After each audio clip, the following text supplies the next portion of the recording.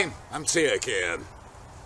Now we have already heard of the children of Loki and of the binding of the wolf Fenrir.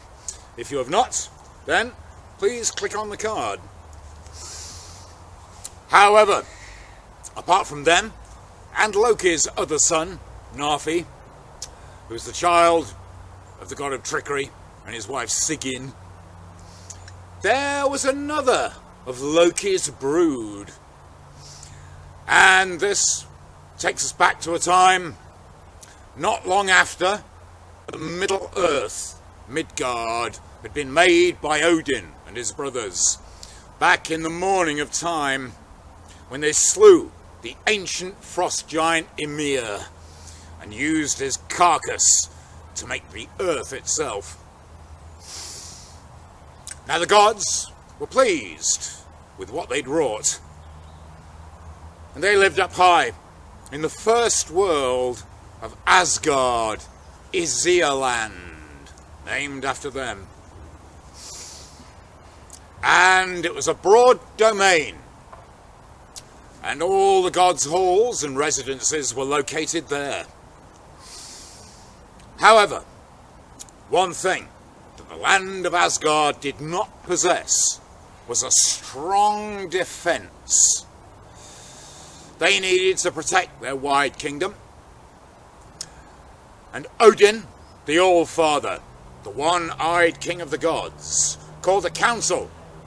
All the gods and goddesses were there. And he said to them, "We need to defend ourselves, for all our prophecies have told us that far in the future, on the day of the gods' doom, known as Ragnarok, then we and all the greatest heroes of Middle-earth will fight the forces of evil, the terrible monsters, in a battle that will destroy the worlds, gods and men alike."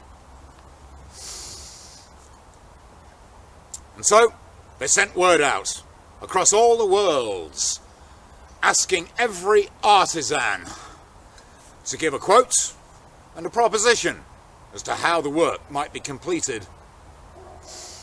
And one by one, they heard from many a builder. But always the price was too high, or the work simply couldn't be done properly. Until one day, a mason presented himself in the land of the gods, and he offered to build them a wall to encompass the whole of Asgard. "But I'll need 3 months to do it," said the builder. "That's what I require from you, and in return, as payment, I want the sun, the moon, and the hand in marriage of Freya, the goddess, whose name means lady, who wears the flame necklace upon her bosom." And so the gods consulted with each other, and at the great council meeting many were unhappy about the idea that if the deal turned sour, they could lose the sun and the moon from the day and night skies. But even worse, Freya, the goddess, the lady in charge of fertility and love, mistress of magic, who sends the Valkyries out to choose the bravest heroes who've been slain in battle and resurrect dead warriors. The idea that she should be given in marriage to a mere mason? It was almost too much to contemplate, but as Odin reminded them, they needed the wall. But for a while they couldn't decide. Then Loki, the god of guile, the trickster, he spoke up and he said, "Listen, this mason says he can build the wall we want, and he can do it in 3 seasons. Now I suggest that if we only allow him 2, then the work will only be half completed.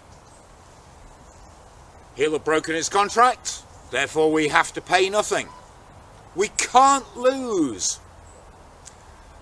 So the gods went back to the builder, and they said that they'd agree, but he could only have 2 seasons to get the work done.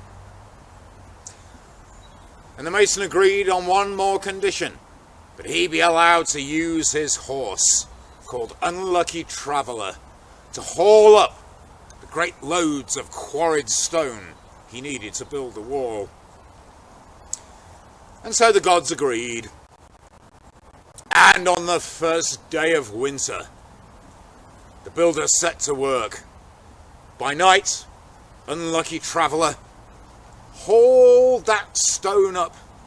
By day, the mason dressed it, hewed it into shape, and set it in place. And so the wall began to grow, encompassing the first world of Asgard. And bit by bit, it began to circumnavigate the swamps and the marshes, where the fen halls of Frigga, queen of the gods, lay. It went around Thrudvang, the power fields, where one can find the hall of Thor. Around the dales and valleys full of sweet white flowers, overlooked by broad splendour, home of Balder and Nanna. And even around Gladsheim, where we find Valhall, the Hall of the Slain, presided over by Odin himself. And as the weeks went on, the work grew. The horse kept hauling up the stone. He seemed twice as strong as his master. But that builder was hard at work. And only 3 days before the first day of summer, the wall was nearly complete. And now the gods and goddesses were truly worried, because now they knew that they faced the very real danger of losing the sun, the moon, and the goddess Freya. And they turned to Loki and said, "You, trickster, Laufeyar's son, you're the one who got us into this mess we're in now. You can use some of your guile and cunning to get us out of this, because if you don't, your death will be legendary. It will be sung of by poets until the end of the worlds." On hearing this, Loki's handsome features turned pale. And so, as soon as evening fell, on the last night before the job was to be finished, the giant was going down the hillside. For that, by now, the gods had worked out who the builder was. He was no ordinary mortal, and his horse was no ordinary one either.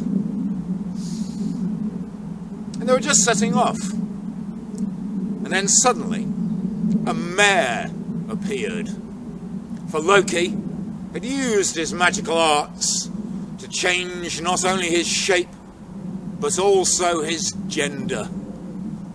And the mare, that was Loki, pranced up and down in front of the giant stallion, inviting him, teasing him.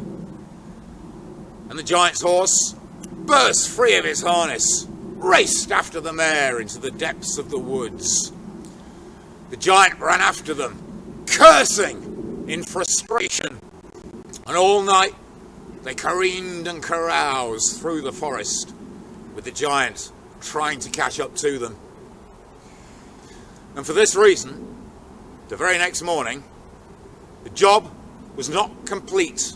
There were 3 blocks of stone missing.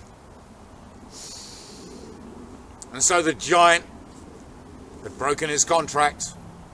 Now he would receive no payment. And his anger was terrible to see. He swelled up, as the gods had guessed. He was a giant, all right. A mountain giant of ancient lineage. so huge he eclipsed the sun itself. But now, Thor, the red-bearded thunder god, had returned home. He'd been away in the east, thrashing trolls. So now, it wasn't the sun and the moon and Freya that the giant received.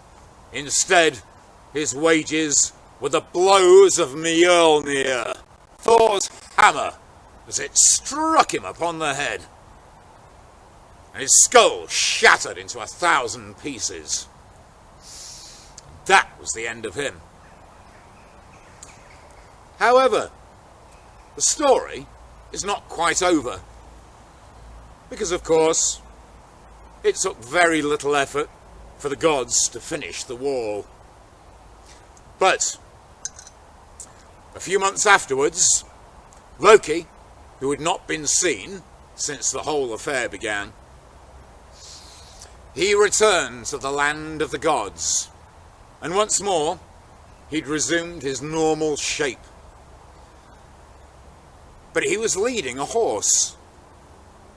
And this was a horse that Loki had given birth to, while still wearing the likeness of the mare. And it was the best of all horses, called Sleipnir, Slipper, or Slider. He can run anywhere, even through the air itself. He can slip and slide between the worlds, even to the land of the dead. A great grey stallion with runes inscribed upon his teeth.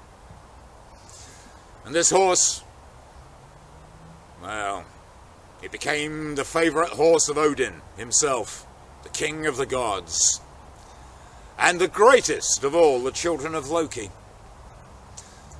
And for now, that's the end of this story. Thank you very much for listening. Please click on the notification bell. Thank you.